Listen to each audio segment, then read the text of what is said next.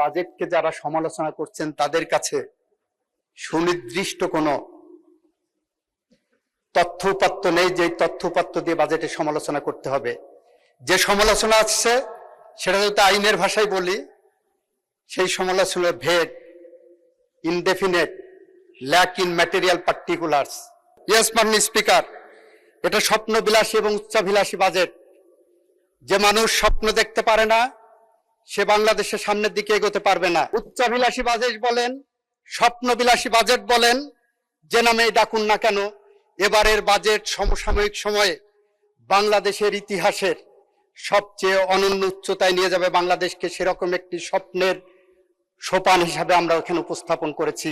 মাননীয় স্পিকার, আমরা যখন ছাত্র ছিলাম ঢাকা বিশ্ববিদ্যালয় ক্যাম্পাসে যেদিন বাজেট উত্থাপিত হতো, মিছিল বের হতো, এ বাজেট গরিব মারার, এ বাজেট মানি না, এ বাজেট বড় লোকের, এ বাজেট মানি না। এবারের বাজেটে কিন্তু এ ধরনের কোনো মিছিল আসেনি। এবারের বাজেট গরিব রক্ষা করার বাজেট ছিল। এবারের বাজেট মধ্যবিত্তের বাজেট, এবারের বাজেট প্রান্তিক জনগোষ্ঠীর বাজেট, এবারের বাজেট ব্যবসা বান্ধব বাজেট, এবারের বাজেট চাকরির সংকুলন করার বাজেট। মাননীয় স্পিকার, আর সে কারণেই এই বাজেটকে লক্ষ্য করে এবার বাজেটের সম্পর্কে সবচেয়ে বেশি যারা সমালোচনা করেন সিপিডির পক্ষ থেকে ডক্টর দেবপ্রিয় ভট্টাচার্য বলেছেন অনেক চিন্তাশীল বাজেট। এটা আমাদের গর্বের বাজেট, আমাদের চিন্তার ফসল। এই চিন্তা একদিনের চিন্তা না মাননীয় স্পিকার, এই চিন্তা বিগত প্রায় 1.5 দশক ধরে আমাদের মাননীয় প্রধানমন্ত্রী, আমাদের ভ্যানগার্ড, আমাদের প্রধান সেনাপতি যখন এক্সাইলে ছিলেন, যার প্রতিটি মুহূর্ত যখন বাংলাদেশকে নিয়ে চিন্তা করা হয়েছে, সেই চিন্তার ফসল ছিল এই বাজেট। যে চিন্তার ফসল হিসাবে উনি বাংলাদেশের মাটিতে আসার পরে বলেছিলেন আই হ্যাভ এ প্ল্যান, এবং তার সেই আই হ্যাভ এ প্ল্যানের সুচিন্তিত রূপায়ণ হলো এবারের বাজেট, 9,38,000 কোটি টাকার বাজেট। মাননীয় স্পিকার, এই বাজেটকে কেন্দ্র করে অনেকেই বলার চেষ্টা করেছেন স্বপ্নবিলাসী বাজেট, উচ্চাভিলাষী বাজেট। ইয়েস মাই লর্ড, ইয়েস মাননীয় স্পিকার, এটা স্বপ্নবিলাসী এবং উচ্চাভিলাষী বাজেট। যে মানুষ স্বপ্ন দেখতে পারে না সে বাংলাদেশের সামনের দিকে এগোতে পারবে না। যারা স্বপ্ন দেখতে পারবে না তারা বাংলাদেশকে এগিয়ে নিতে পারবে না। যার উচ্চাভিলাষ নাই সে কখনো আকাশের দিকে উঠতে পারবে না।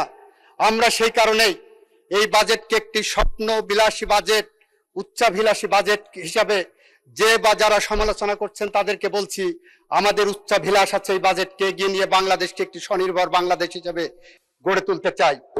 সে কারণেই উচ্চাভিলাষী বাজেট বলেন, স্বপ্নবিলাসী বাজেট বলেন, যে নামে ডাকুন না কেন, এবারের বাজেট সমসাময়িক সময়ে বাংলাদেশের ইতিহাসের সবচেয়ে অনন্য উচ্চতায় নিয়ে যাবে বাংলাদেশকে। সেরকম একটি স্বপ্নের সোপান হিসাবে আমরা ওখানে উপস্থাপন করেছি। মাননীয় স্পিকার, মাননীয় স্পিকার, আপনাকে যদি বলি এই বাজেটে কি নেই, বা আপনার মাধ্যমে গোটা জাতিকে যদি বলে এই বাজেটে কি নেই, তাহলে আমি বলবো এই বাজেটে নেই যারা মদ খায় তাদের জন্য কম পয়সায় মদ খাওয়ার ব্যবস্থা নেই। যদি বলে এই বাজেটে কি নেই, তাহলে আমি বলবো যারা সিগারেট খায়, নিকোটিন খায়, তাদের কম পয়সায় সিগারেট বা নিকোটিন খাওয়ার পথ রুদ্ধ করা হয়েছে, বন্ধ করা হয়েছে। এটা সেই ধরনের বাজেট। এই বাজেট আমার দেশের গরিব প্রান্তিক কৃষকের কৃষি কার্ড ইস্যু করার জন্য, কৃষির ফলন বাড়ানোর জন্য ভর্তুকির ব্যবস্থা রাখা হয়েছে। মাননীয় স্পিকার, মাননীয় স্পিকার, এই বাজেটের মধ্যে আমার প্রান্তিক জনগোষ্ঠীকে অন্তর্ভুক্ত করে ফ্যামিলি কার্ডকে যতটা জনপ্রিয় ইতিমধ্যে করা হয়েছে, ফ্যামিলি কার্ডকে প্রত্যেকটা দুয়ারে দুয়ারে পৌঁছে দেওয়ার জন্য এই বাজেট তৈরি করা হয়েছে। মাননীয় স্পিকার, মাননীয় স্পিকার, এই বাজেট বাংলাদেশকে শুধু সার্টিফিকেট তৈরির শিক্ষা প্রতিষ্ঠান হিসাবে গড়ে তোলার যে চলমান প্রক্রিয়া আছে সেখান থেকে বের করে এনে এই বাজেট কারিগরি খাতে বাংলাদেশের শিক্ষা ব্যবস্থাকে ঘুরিয়ে দেওয়ার জন্য অতিরিক্ত 6,000 কোটি টাকা বরাদ্দ করা হয়েছে মাননীয় স্পিকার, যেখানে মাদ্রাসা এবং কারিগরি শিক্ষা বোর্ডের যে খাত আছে সেখানে দেখা যাবে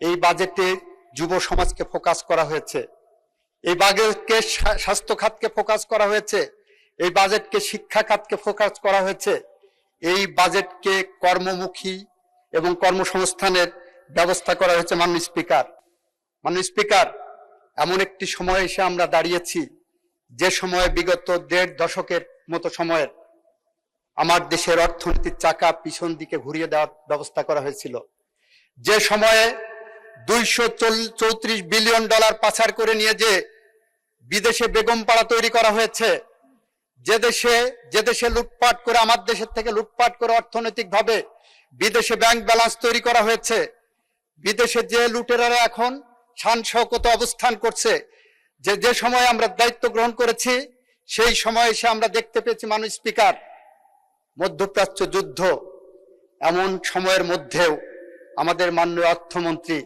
আপনাদের সামনে যে বাজেট, জাতির সামনে যে বাজেট দিয়েছেন, সেই বাজেটকে যারা সমালোচনা করছেন তাদের কাছে সুনির্দিষ্ট কোনো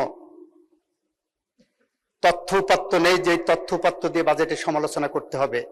যে সমালোচনা আসছে সেটা যদি আইনের ভাষায় বলি, সেই সমালোচনা vague, indefinite, lack in material particulars.